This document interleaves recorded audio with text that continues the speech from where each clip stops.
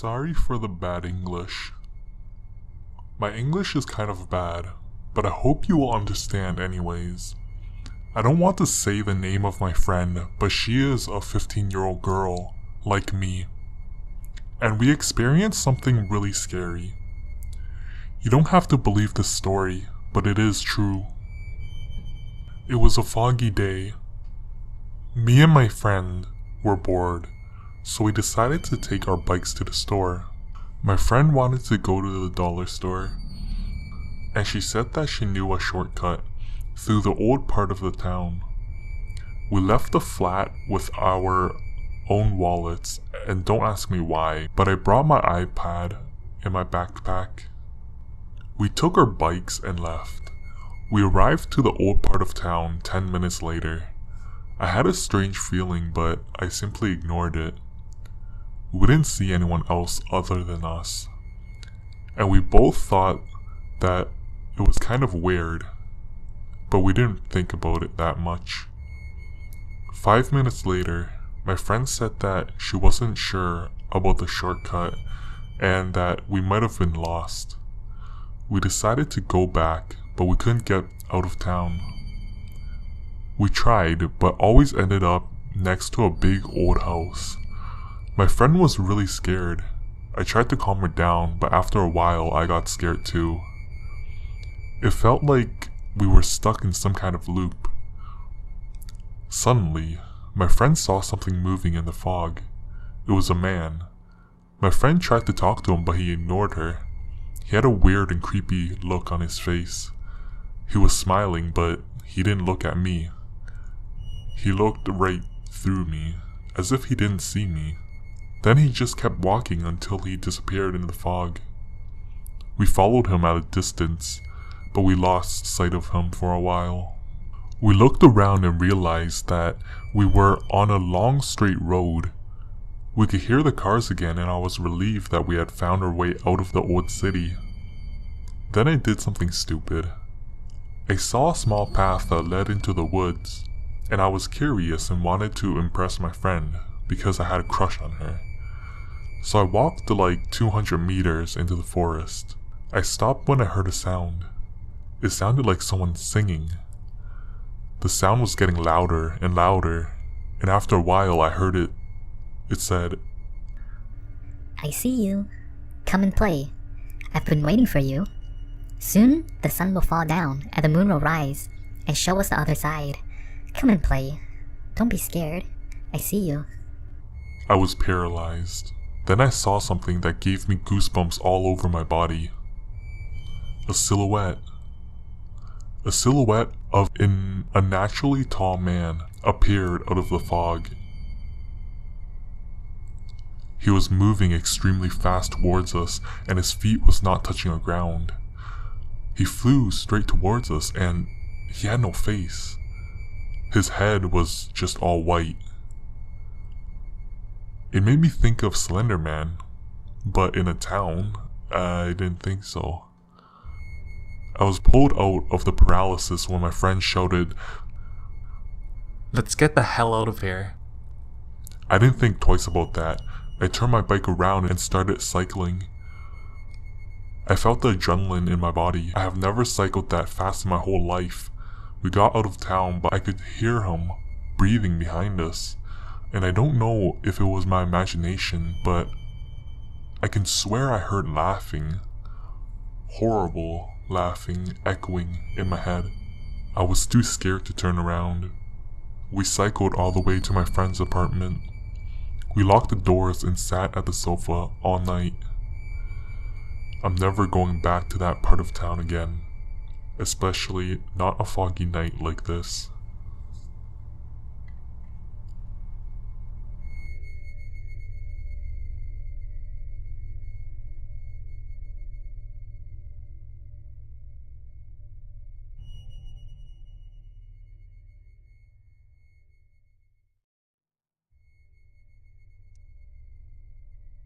I'll start with a little background. A little more than a year ago, I moved out of here to Western VA in the foothills of the Shenandoah Mountain. I'm not really out in the county though, which is nice, but I am definitely not in a suburban area. Most of the people around me all have big properties and are retired or make an insane commute into the DC metro area. Because I live in a more rural area, there's no trash pickup. Instead, I have to cart my trash to the local dump myself. Now, being somewhat lazy, I tend to wait until my trash gets piled pretty high before I cart it off into the dump. Naturally, that attracts a lot of different nighttime critters. Normally, I am all about leaving wild animals alone, but I can't. Having 3 dogs and no weekly trash pickup, they become a serious problem. At night, when I let my dogs out, I have to scan the wood line for any shining eyes so my dogs don't chase after them. And in the morning, it sucks to have to welcome the sunrise with trash scattered everywhere. Now, I've had a few run-ins with potential suspects. First was a raccoon that I busted snooping around my house. I love animals, but I hate starting my day picking up old garbage, so I shot and killed it. Notice I have lots of guns, and living on lots of land, I can shoot them as much as I want. Thinking my problem solved, I was pretty upset when I found my trash ripped apart the next day. Fast forward maybe 6 months. I'm coming home late at night, and I see a possum, maybe a quarter mile from my house. Ha, new suspect. A few weeks later though, I see the possum is now roadkill, and my garbage is still getting ripped apart, and my dogs are still chasing after something in the woods. Annoying as all of this was, I kind of got used to it for a bit. It sucked, but it wasn't something that ruined my day. About a month ago is when I started to notice something was wrong. I had put raccoon traps out, but no dice. For those that don't know, raccoon traps are these metal tubes with a spring-loaded metal wire inside that will grab onto anything that puts its hand inside. You can load it with marshmallows and raccoons usually go nuts for it. The nice thing is that it doesn't hurt the raccoon, and because of the shape, only little raccoon hand can get caught in it. The trap failed. I tried it myself with a finger, and sure enough, no defect in the trap. But something was getting all the marshmallows and not triggering the trap. I tried a meaner trap, one of the jaw ones, and the same result. Maybe that's why I started paying more attention to the way the trash was ripped up. Normally, pest critters will go for whatever smells most like food. So if you buy chicken, it will go for the empty styrofoam or that nasty padding that they put under it. Anyway, the food stuff would often be scattered around. It was mostly junk mail that was getting tossed around the yard.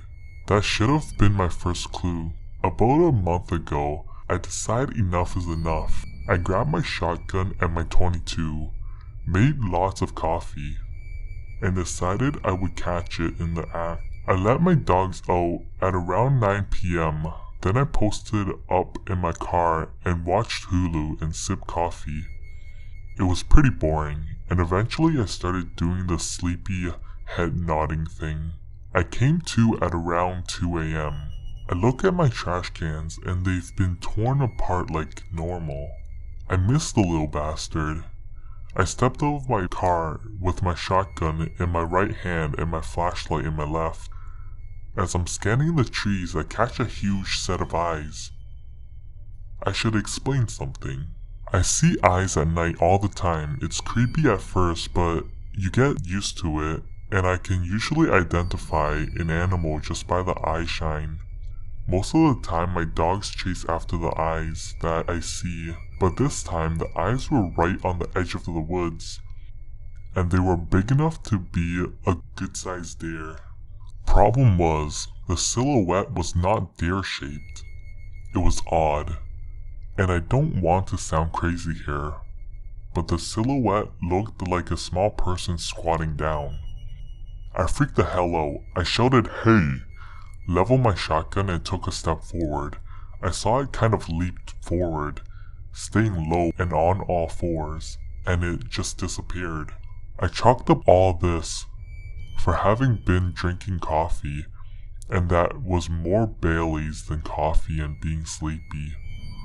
It had been dark and I hadn't been able to see anything too clear. The only reason I'm writing this is because I just buried my dog yesterday, and this morning I found something really freaky and I can't ignore it. 2 days ago, I let my dogs out like normal. I had already scanned the wood line for eyes and came up clean. As I said before, I have 3 dogs. 2 are Labradors, 1 black, 1 yellow, and the third is a fat little Jack Russell, who of the 3 has the biggest attitude. Everything is as normal when my Jack Russell takes off into the woods. She's a very vocal little dog, and usually makes all kinds of growls and grunts. But this time, all she did was make a short, angry growl before she took off.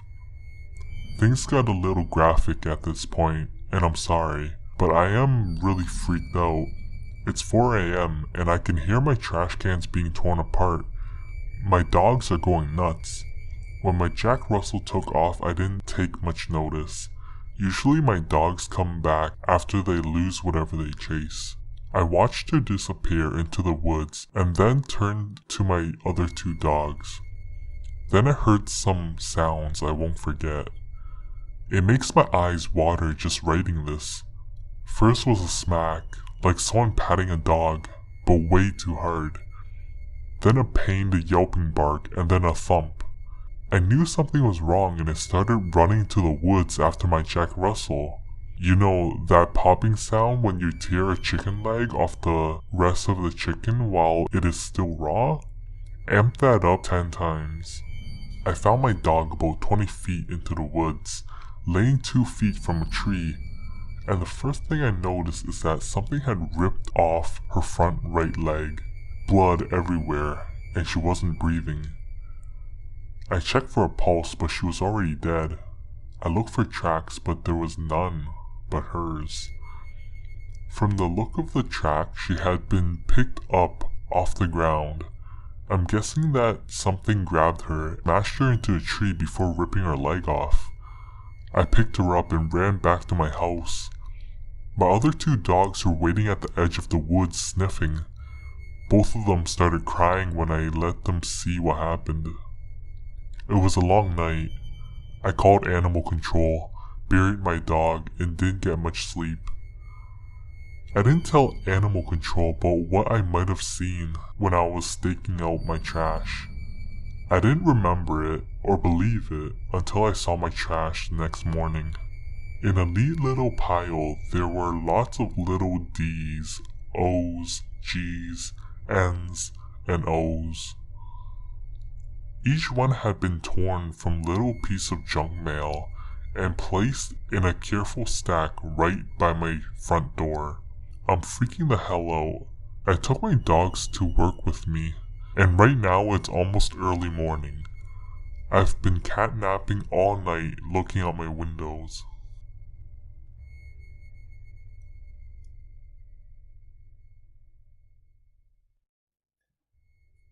I go to school on Monday to Friday. I'm a high school student, in grade 12 to be exact, and I have never believed in ghosts or any paranormal activity. But ever since this incident, I really don't know what to think. I was in my last class of the day, English class.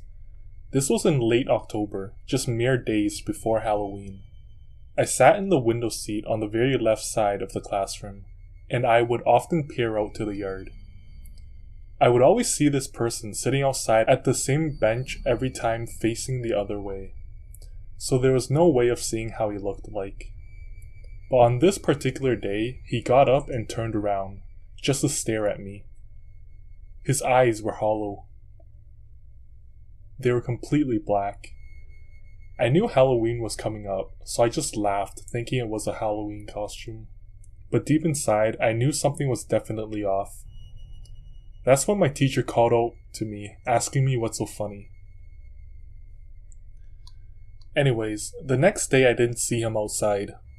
It was odd, because he would always be there no matter what the weather outside was. He would wear the same old clothing. I nudged it off as he's human, so he gets sick too. But that's when I suddenly feel this cold feeling. It wasn't like the feeling you get when you're outside and the wind is hitting you. No, this was different. I poked my friend who always sat beside me and asked him why it's so cold in this room. He looked back at me and simply said I was getting sick because he didn't feel cold at all. I looked at every window only to see that they were all locked tightly. I even bent down to feel the furnace and it was still working. I didn't know what it was. After class, I got up with chills running in every direction of my body. I felt so cold and ill. I only thought that I was getting a fever, so I went home straight after class and went to sleep. During that nap, I had a vision, or a nightmare. I was in class, except everyone around me was wearing different clothing, basically looking like they lived in a completely different era. Their clothing looked like they were from the 1920s, or something during the Roaring Twenties. I was so confused because I was wearing my own shirt and pants that I had from home. Actually, they were just my pajamas. I felt like an outcast, yet I seemed to be invisible to the rest of the class. I started walking around and left class. Then out of nowhere, I felt this sudden feeling of me missing something. I looked back only to see that there was a kid chasing after me. How could he see me? No one else saw me except him. So I started running as fast as I could, but nothing around me moved. I only had the feeling that I was running. I woke up with sweat running down my back and arms, especially my legs, as if I was running in bed. It all felt so real, though as if I was really in class. The next day I woke up to get ready for school, when suddenly I started throwing up just before my morning class. I didn't know what had taken over me. I stayed home that day and had to phone the school to tell them that I was unable to go to school, and had my parents tell them I was staying home. A week passes by. I finally didn't feel so ill. Again, when I got to class, I felt like it was below zero in that exact same spot I was sitting in. I felt really uncomfortable. I looked outside at the yard, but that kid never showed up. The next few days, I felt super sick, but my parents thought I was just faking it, so they forced me to go to school. I never wanted to go back to that class, and I ended up skipping that class for the rest of the semester. I don't know what to say. When I felt like that, I felt like I didn't want to live. It was finally when my teacher called me and asked me why I was skipping so much that I told her that I just felt sick, but she saw through me, even on the phone. So eventually, I told her everything. Shockingly, she didn't tell the principal, even though she knew I was skipping, and she didn't seem mad at me at all. There was a long pause. Then I asked her what happened, and she told me that everyone who sat there had the same reoccurring nightmare. They would be chased by some kid and wake up right when he catches you. Of course, I didn't believe her, but then she convinced to meet up with her after class one day. I'll skip over the boring parts. But basically, it was my teacher's close friend's grandpa's older brother, Andrew Tom. I know, it's hard to believe, but it's true. She did some digging of her own after the first few kids began feeling really ill, and soon enough she got in contact with her friend from high school. They've been close ever since.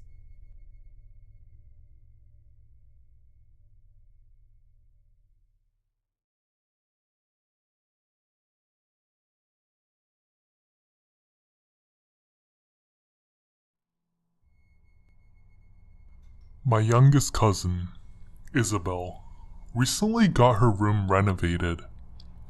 She got new sheets, new bookshelves, and new wallpaper.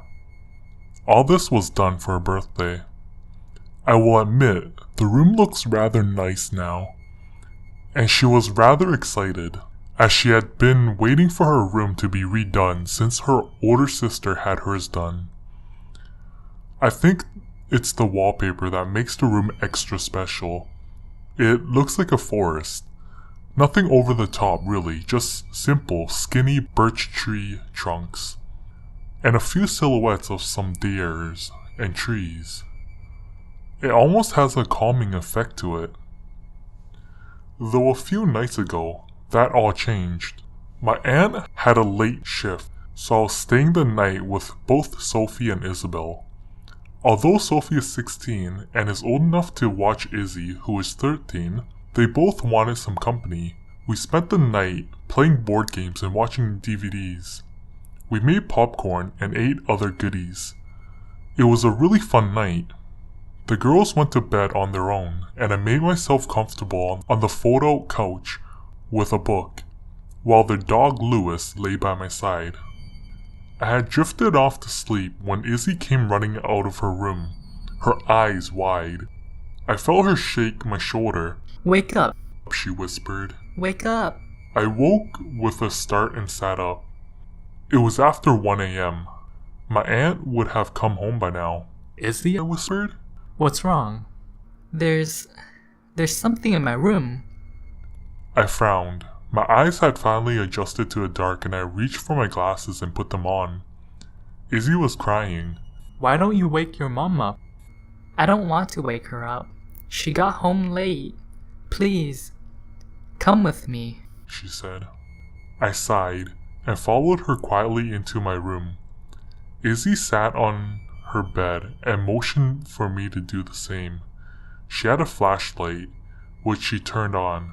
Just wait. It was silence for a few moments. I heard nothing out of the ordinary. Then I heard it, rustling. It sounded like the rustling of leaves. I looked at Izzy. It's just the trees outside. I said. She shook her head. Look, She cried. And she quickly shone the light onto the wallpaper. I looked closely and then gasped. The trees were moving. Leaves were falling all around us. Then the rustling died away and there was a great roar and loud footsteps. It sounded like someone or something was crashing through the forest. Trees were falling. The bird silhouettes took flight and the deer ran off, disappearing into the forest. Izzy started crying and she pointed to the far wall. There were two glowing eyes, and they were getting closer. In a flash, I got off her bed and turned on the light. It was like nothing happened. The trees were standing tall again and the birds and the deer were back. I looked at Izzy and beckoned her to me. She slept with me that night and refused to go in her room until the wallpaper was removed. I tried to explain to my aunt what had happened. It was the strangest thing. I still can't make sense of it. Wallpaper can't be alive, can it?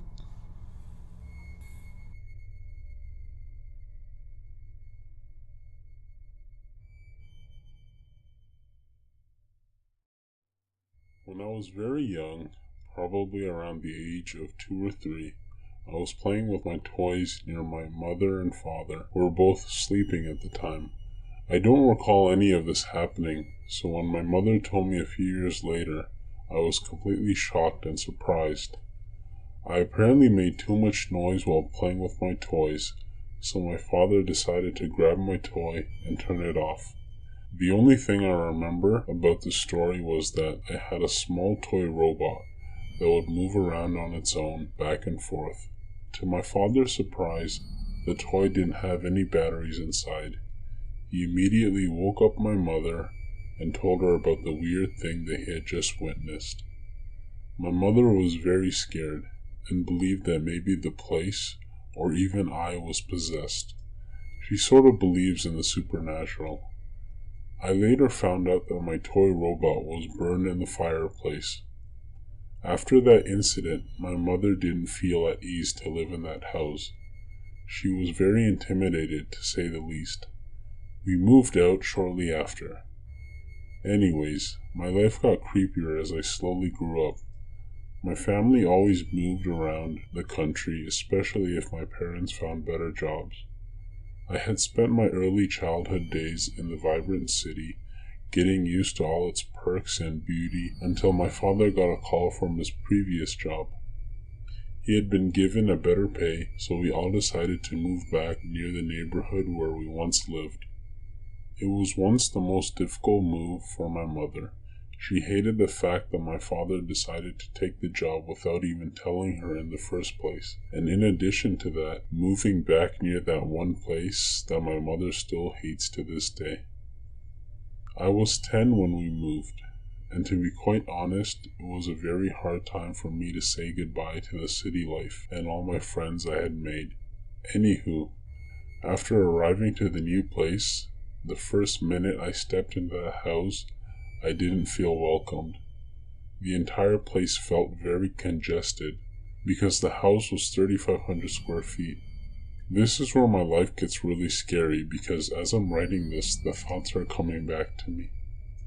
The first night I had fallen asleep, I dreamt my parents getting killed in an accident and my siblings being suffocated by someone or something. I only managed to get a glimpse of their pale, heavily bruised hands around the necks of my siblings.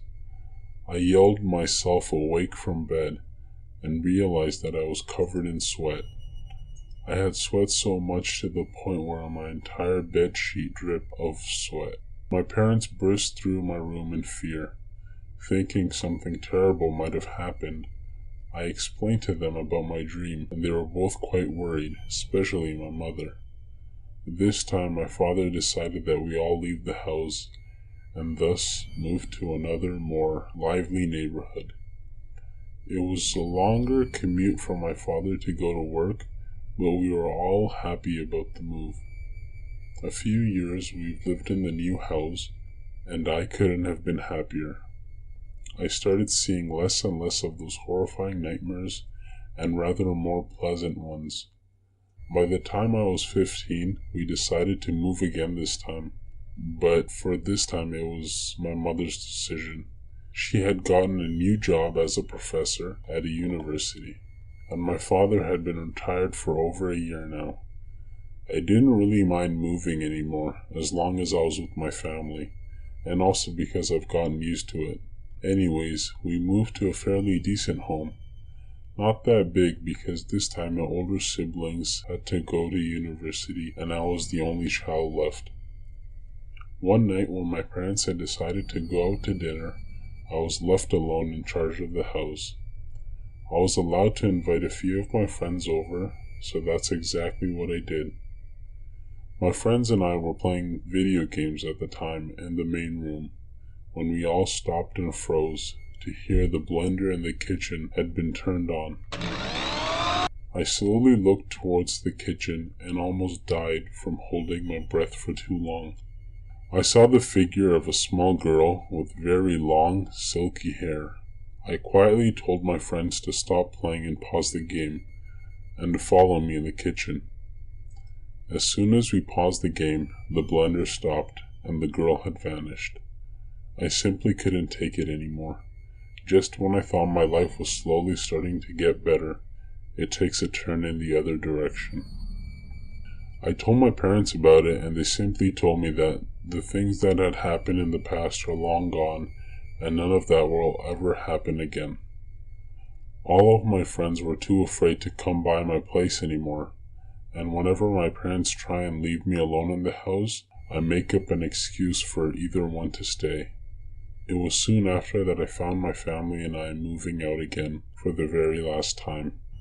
Both my father and mother had later apologized to me for not believing in me the first time, and then they proceeded to tell me that they both had an encounter with that little girl. I told them to stop speaking about it and finally said, "These things sense fear, and our only job is to be brave. We must stop thinking about them, and hopefully they'll disappear forever." I'm glad to say that I've been sleeping very well now for the past 5 years, and so are my parents. I'm writing this story to allow everyone who might be going through the same situation to be calm and collected. Evil spirits, or whoever they are, smell fear and won't let you off easy. Be brave, and soon enough they'll leave.